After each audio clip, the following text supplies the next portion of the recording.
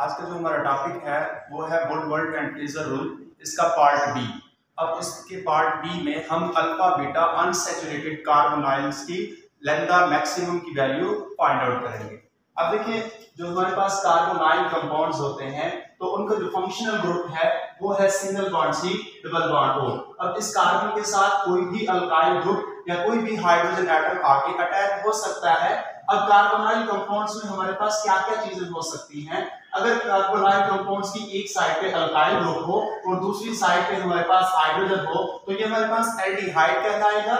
इसी तरह carbonyl compounds का जो फंक्शनल ग्रुप है, इसकी दोनों साइड पे हमारे पास अल्काइल ग्रुप अटैच हो जाए तो ये हमारे पास कीटोन का फंक्शनल ग्रुप कहलाता है।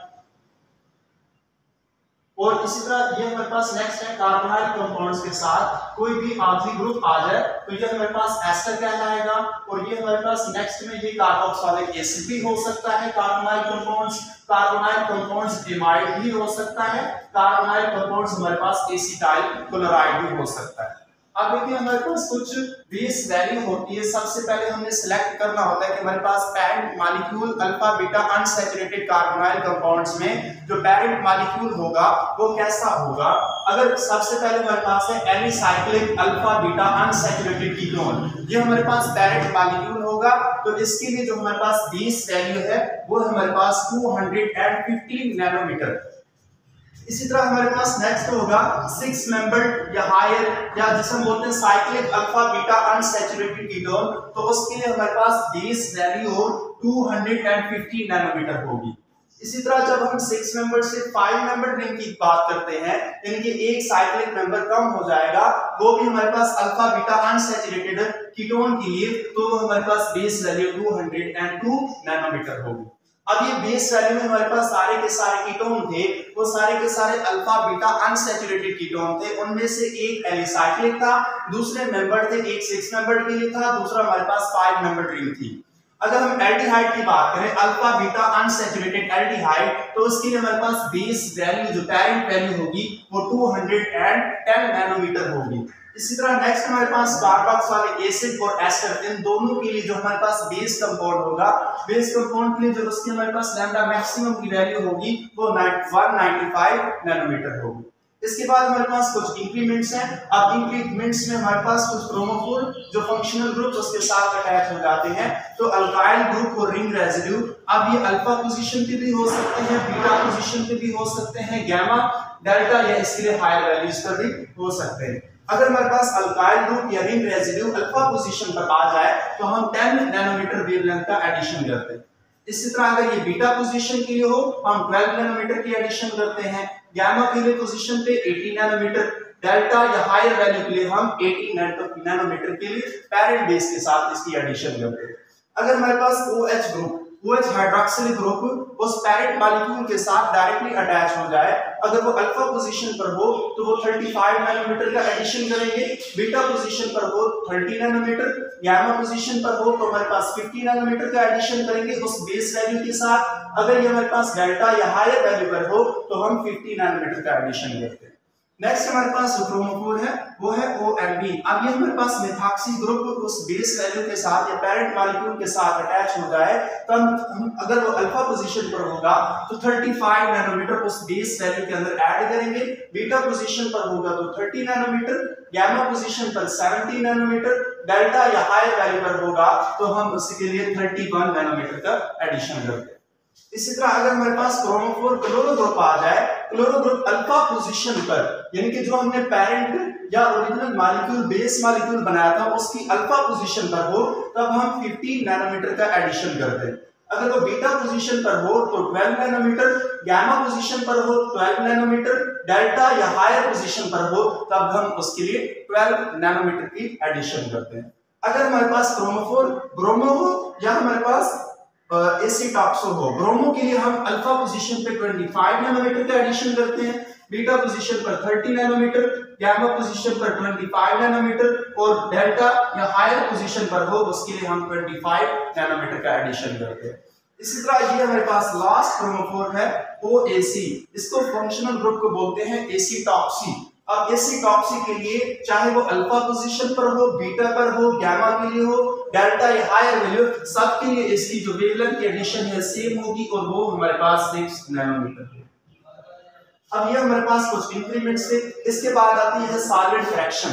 अब देखिए जो हमारे पास कार्बोनाइल कंपाउंड्स होता है, कार्बोनाइल कंपाउंड्स में कार्बन ऑक्सीजन के साथ डबल कोवेलेंटली बॉन्डेड अटैच होता है, तो ऑक्सीजन मोर इलेक्ट्रोनेगेटिव होने की वजह से ये पार्शियल नेगेटिव चार्ज गेन कर लेता है, जबकि कार्बन हमारे पास इलेक्ट्रॉन डेफिशिएंट होने की वजह से ये इलेक्ट्रो यानी कि पार्शियल पॉजिटिव चार्ज गेन कर लेता है, तो इस वजह से बोलते हैं कार्बोनाइल ग्रुप हमारे पास हाईली पोलर बन। अब कार्बोनाइल ग्रुप जब हम बेस वैल्यू के साथ अटैच होगा तब जो इसकी पोजीशन है एब्जॉर्प्शन बैंड की तब डिपेंड करती है सॉल्वेंट की चॉइस के ऊपर, यानी कौन सा सॉल्वेंट अगर आप चॉइस करेंगे तो उसकी जो लैम्डा मैक्सिमम की वैल्यू है वो हमारे पास कैसी आएगी। अगर हम वाटर को यूज करते हैं क्योंकि वाटर भी पोलर है और कार्बोनाइल कंपाउंड भी हमारे पास पोलर है, वाटर अगर हम सॉल्वेंट यूज करते हैं उसके लिए हम -8 नैनोमीटर उसके अंदर ऐड करेंगे बेस वैल्यू के साथ। अगर हम मेथनॉल यूज करते हैं तब हम उसके अंदर कोई एडिशन नहीं करेंगे किसी भी लैम्डा मैक्सिमम की उस बेस वैल्यू के साथ, क्योंकि जिसके लिए जो हमारे पास इंक्रीमेंट्स की वैल्यू आती है वो 0 नैनोमीटर। इसी तरह नेक्स्ट हमारे पास क्लोरोफॉर्म। अगर क्लोरोफॉर्म उसके बेस मॉलिक्यूल के साथ अटैच हो जाए या सॉल्वेंट के तौर पर जब हम उसके साथ अटैच करेंगे तब हम +1 नैनोमीटर की एडिशन करेंगे। अगर हम सॉल्वेंट डाइऑक्सिन यूज कर रहे हैं, डाइऑक्सिन लाइक साइक्लोहेक्सोन होता है लेकिन दो कार्बन एक दूसरे के अपोजिट पोजीशन पर, उन कार्बन की जगह हमारे पास ऑक्सीजन होता है। जब हम डाइऑक्सिन सॉल्वेंट यूज करेंगे ये हमारे पास +5 नैनोमीटर का एडिशन करेंगे। इसके बाद अगर हम ईथर सॉल्वेंट यूज करते हैं फिर हमारे पास +7 नैनोमीटर होगा, और इसके बाद अगर हम हेक्सेन इस्तेमाल करते हैं तब वो हमारे पास +11 नैनोमीटर का एडिशन करेंगे उस बेस वैल्यू के साथ। अब ये हमारे पास है कुछ फंक्शनल ग्रुप, कुछ हमारे पास पैरेंट मॉलिक्यूल। उसके बाद हमने सॉल्वेंट रिएक्शन में देखा कि अगर ये उसके साथ कंपाउंड के साथ अटैच हो जाए तब हम कितनी एडिशन इसके साथ ऐड करेंगे।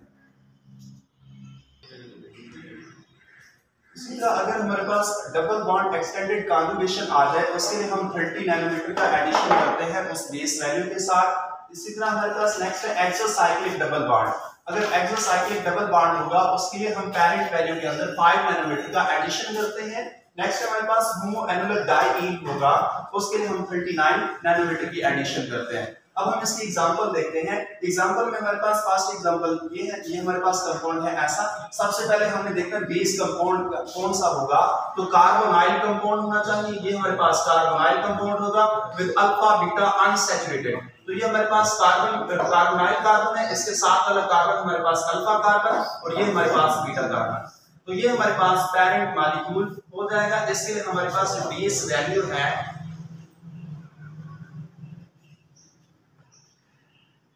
अब देखिए ये हमारे पास a cyclic alpha beta unsaturated ketone है, तो उसके लिए हमारे पास बेस वैल्यू है 215 नैनोमीटर। अब देखिए साथ में इसके कोई भी डबल बॉन्ड एक्सटेंडेड कॉन्जुगेशन नहीं है, एक्सोसाइक्लिक डबल बॉन्ड नहीं है। एक्सोसाइक्लिक डबल बॉन्ड उस टाइम बोलेंगे जब हमारे पास रिंग होगी। इसी तरह होमोएनुलर डाइईन भी कोई नहीं है क्योंकि इसके लिए भी हम रिंग का होना जरूरी है। अब हम देखते हैं साथ में इसके कोई क्रोमोफोर लगे हैं या अल्काइल ग्रुप मौजूद है या रिंग रेसिड्यू हो नहीं सकता क्योंकि उसके लिए रिंग का होना जरूरी है। तो एक ही चीज है हमारे पास अल्काइल ग्रुप इसके साथ अटैच है। अब देखिए ये हमारे पास अल्फा कार्बन, ये हमारे पास बीटा कार्बन। अब इन कार्बन के साथ जो अटैच ग्रुप होंगे उनको हम इसके अंदर ऐड करेंगे। अब ये जो हमारे पास अल्काइल ग्रुप है, हालांकि ये कार्बोनाइल कंपाउंड के साथ अटैच है लेकिन इसका लैम्डा मैक्सिमम के लिए कोई रूल नहीं है क्योंकि हमने अल्फा बीटा के साथ डायरेक्टली जो कार्बन या जो अल्काइल ग्रुप या जो क्रोमोफोर अटैच होगा हमने उसकी वैल्यू देखनी है। अब देखिए अल्काइल ग्रुप दोनों के दोनों हमारे पास बीटा पोजीशन पर हैं, तो बीटा पोजीशन अल्काइल ग्रुप हर एक के लिए हम कितना 12 नैनोमीटर की एडिशन करते हैं। तो हमारे पास दो अल्काइल ग्रुप हैं, दो को हम 12 से मल्टीप्लाई करा देंगे तो ये हमारे पास 24 नैनोमीटर हो जाएगा। अब हमारे पास इसकी जो लैम्डा मैक्सिमम टोटल वैल्यू हो जाएगी वो हमारे पास 215 नैनोमीटर प्लस हमारे पास 24 नैनोमीटर। तो ये हमारे पास 549, ये हमारे पास 239 नैनोमीटर हो जाएगा। इसी तरह हमारे पास सेकंड एग्जांपल है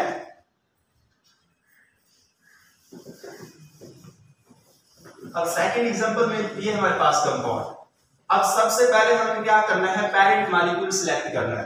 पेरेंट मॉलिक्यूल में हमारे पास ये कार्बोनाइल कंपाउंड्स है, C डबल बॉन्ड हो, और इसके साथ वाला ये जो कार्बन होगा अल्फा कार्बन, ये हमारे पास बीटा कार्बन। तो ये हमारे पास जो पेरेंट मॉलिक्यूल होगा ये होगा अल्फा बीटा, हमारे पास अनसैचुरेटेड कीटोन आ गया। अब ये एसाइक्लिक नहीं है, ये हमारे पास साइक्लिक है। तो इसके लिए जो हमारे पास बेस वैल्यू आएगी, बेस वैल्यू वो हमारे पास है 215 नैनोमीटर। अब हमें इसके अंदर देखना है कि डबल बॉन्ड एक्सटेंडेड कॉन्जुगेशन है, यानी इसके अलावा कोई और डबल बॉन्ड है जो इसकी कॉन्जुगेशन को बढ़ा रहा हो। तो ये वाला हमारे पास जो डबल बॉन्ड है इसकी कॉन्जुगेशन को फर्दर एक्सटेंड कर रहा है। तो इसके लिए हमारे पास double bond extended conjugation 30 nanometre का एडिशन करें। अब हम फिर देखते हैं क्या इसके अंदर होमो एनुलर डाइईन है। होमो एनुलर डाइईन वो डाइईन होते हैं जो एक ही रिंग के अंदर दो डबल बॉन्ड हो, लेकिन दो डबल बॉन्ड है ये दो डिफरेंट रिंग के अंदर है। तो यहाँ पर होमो एनुलर डाइईन की कोई वैल्यू ऐड नहीं करेंगे। फिर हम इसके बाद देखते हैं कि हमारे पास रिंग रेसिड्यू कितने हैं। अब रिंग रेसिड्यू को देखने के लिए हम सारे का सारा ये कॉन्जुगेटेड सिस्टम लेते हैं। ये हमारे पास कॉन्जुगेटेड सिस्टम पूरे का पूरा। अब देखिए ये कार्बन बीटा कार्बन था, बीटा के साथ ये वाला कार्बन गैमा कार्बन होगा, और ये हमारे पास डेल्टा कार्बन। रिंग रेसिड्यू को अब हमने क्या करना है, रिंग रेसिड्यू वो होता है कि इस कंपाउंड को हमने ऐसे तोड़ना है कि हम इसे एलिफेटिक चेन के अंदर कन्वर्ट कर दें। अगर हम इसे इस पोजीशन से ब्रेकआउट करें, इस पोजीशन से ब्रेकआउट करें और इस पोजीशन से ब्रेकआउट करें, तो ये मॉलिक्यूल हमारे पास एलिफेटिक चेन में कन्वर्ट हो जाएगा। अब इसके लिए कीटोन के लिए हम इस पोजीशन से ब्रेकडाउन नहीं कर सकते। अगर हम इस पोजीशन से करेंगे, जब हम इसका एलिफेटिक चेन में फार्मूला लिखते हैं, मॉलिक्यूलर फार्मूला, तो ये कीटोन नहीं बल्कि एल्डिहाइड बन जाता है। इस वजह से ये रिंग रेसिड्यू जब भी हम कीटोन के ग्रुप में या कार्बोनाइल कंपाउंड्स में देखेंगे, वो कार्बोनाइल कंपाउंड के फंक्शनल ग्रुप के साथ वाले कार्बन को बिल्कुल रिंग रेसिड्यू के तौर पर नहीं शुमार करेंगे। तो इसके अंदर हमारे पास रिंग रेसिड्यू टोटल हो जाएंगे 3, यानी कि हमने इस रिंग को 3 जगह से काटा, इसके बाद ये हमारे पास एलिफेटिक चेन में कन्वर्ट हो गई। अब देखिए हमने कहां से काटा, एक हमने बीटा पोजीशन से काटा, एक हमने डेल्टा पोजीशन से काटा और एक हमने गैमा पोजीशन से काटा। तो अब हमने देखा रिंग रेसिड्यू में हमारे पास ये रिंग रेसिड्यू, इसकी हमने पोजीशन देखी। अब बीटा के लिए हमने हमारे पास जो वैल्यू है 12 नैनोमीटर। इसके बाद हमारे पास गैमा के लिए हमारे पास 18 नैनोमीटर, क्योंकि 3 रिंग रेसिड्यू मौजूद थे। बीटा के लिए 12 नैनोमीटर, गैमा के लिए 18 नैनोमीटर और डेल्टा के लिए हमारे पास 18 नैनोमीटर, और ये टोटल हमारे पास 48 नैनोमीटर। अब हमें देखना है क्या इसके अंदर एक्सोसाइक्लिक डबल बॉन्ड मौजूद है। अब एक्सोसाइक्लिक इस रिंग के लिहाज से ये हमारे पास एक्सोसाइक्लिक हो जाएगा, और इस रिंग के लिहाज से देखेंगे ये हमारे पास एक्सोसाइक्लिक हो जाएगा। तो हमारे पास 2 exocyclic double bond, exocyclic double bond. अब 2 हो जाएंगे। अब हर एक एक्सोसाइक्लिक डबल बॉन्ड की वैल्यू है 5 नैनोमीटर, 2 मल्टीप्लाइड बाय 5, तो ये हमारे पास 10 नैनोमीटर। अब इसके लिए हम लैम्डा मैक्सिमम की वैल्यू देखें, ये हमारे पास 215 प्लस हमारे पास ये 30 नैनोमीटर, तो ये हमारे पास 245 हो जाएगा। 245 प्लस हमारे पास 48 प्लस हमारे पास 10, तो ये हमारे पास ऑलमोस्ट 303 नैनोमीटर बन गया। तो इस कंपाउंड के लिए हमारे पास जो लैम्डा मैक्सिमम की वैल्यू आई वो हमारे पास 303 नैनोमीटर। अब हम थर्ड एग्जांपल देखते हैं। थर्ड एग्जांपल में ये हमारे पास मॉलिक्यूल है। अब हमने मॉलिक्यूल में सबसे पहले पेरेंट चेन सिलेक्ट करनी है। पेरेंट चेन के लिए ये हमारे पास कार्बोनाइल कंपाउंड है, और ये वाला कार्बन हमारे पास अल्फा कार्बन है, और ये वाला कार्बन हमारे पास बीटा कार्बन है। तो ये हमारे पास है साइक्लिक या 6 मेंबर रिंग, जो कि अल्फा बीटा अनसैचुरेटेड कीटोन था। इसके लिए हमारे पास जो बेस वैल्यू आती है वो है 215 नैनोमीटर। अब इसके बाद हमें देखना है डबल बॉन्ड एक्सटेंडेड कॉन्जुगेशन। तो ये देखिए ये हमारे पास double bond single bond single bond single bond फिर डबल बॉन्ड, तो ये हमारे पास डबल बॉन्ड एक्सटेंडेड कॉन्जुगेशन नहीं हो सकती। इसके बाद हमें देखना है एक्सोसाइक्लिक डबल बॉन्ड। तो इस रिंग के अंदर कोई एक्सोसाइक्लिक डबल बॉन्ड मौजूद नहीं है। होमो एनुलर डाइईन वो भी हमारे पास इस रिंग में मौजूद नहीं है। फिर हम इसके अंदर देखते हैं कि रिंग रेसिड्यू कितने हैं। इस कंपाउंड्स को हमने ऐसे तोड़ा है कि ये बिल्कुल हमारे पास स्ट्रेट चेन में कन्वर्ट हो जाए। तो ये हमारे पास अगर यहाँ से कट ऑफ करें तो ये हमारे पास स्ट्रेट चेन में कन्वर्ट हो जाएगा। ये कीटोन वाली साइड से नहीं कट ऑफ करेंगे, अगर यहाँ से हम कट ऑफ करते हैं तो ये हमारे पास कीटोन का फंक्शनल ग्रुप नहीं बल्कि एल्डिहाइड में कन्वर्ट हो जाएगा। जबकि हमने पेरेंट जो वैल्यू ली, बेस वैल्यू ली, हमने उसके लिए कीटोन की ली। अब देखिए ये हमारे पास एक ही रिंग रेसिड्यू है और वो हमारे पास रिंग रेसिड्यू बीटा पोजीशन के ऊपर।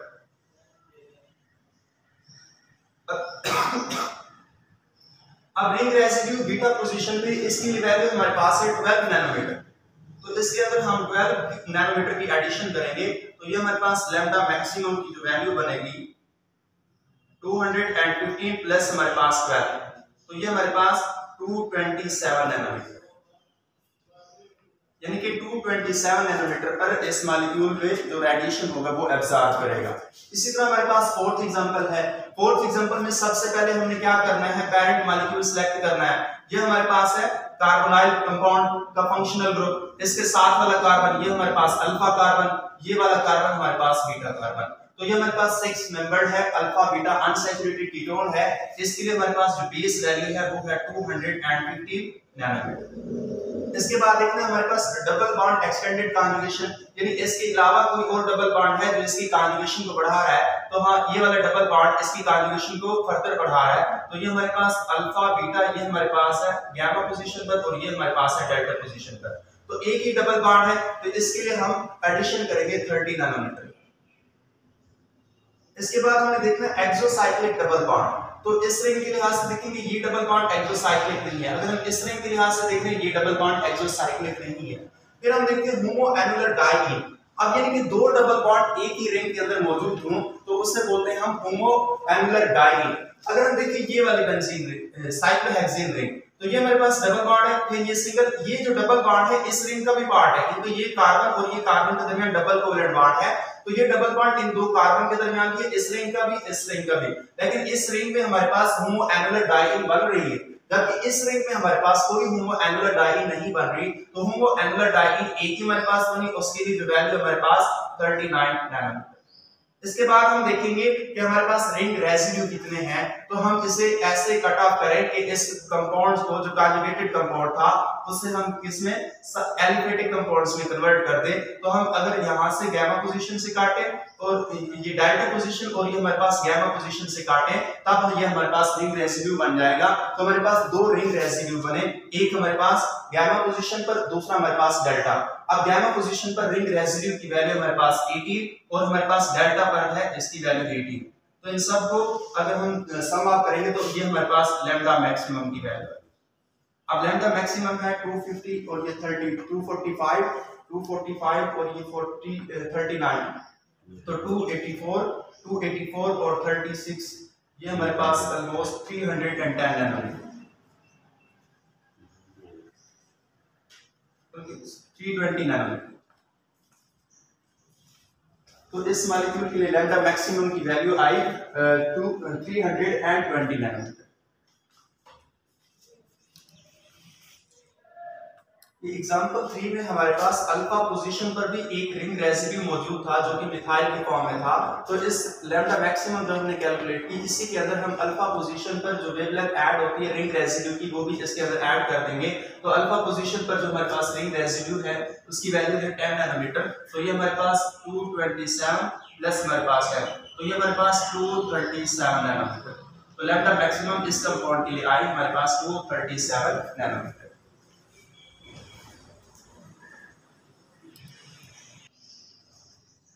ये हमारा था Woodward and Fieser rule. Last lecture में हमने इसकी बेसिक डेफिनेशन के बारे में पढ़ा था और हमने सिंपल कंपाउंड्स के बारे में पढ़ा था कि उसके लिए हम वुडवर्ड फिशर रूल की मदद से लैम्डा मैक्सिमम की वैल्यू कैसे फाइंड आउट करते हैं। आज हमने alpha beta unsaturated carbonyl compounds के लिए लैम्डा मैक्सिमम की वैल्यू कैलकुलेट करना सीखी। तो आपने मेरे चैनल को सब्सक्राइब करना है, वीडियो वॉच करनी है, उसको ज्यादा से ज्यादा शेयर करना है और जो क्वेश्चन हो वो आपने कमेंट सेक्शन में पूछना है। ओके, अल्लाह।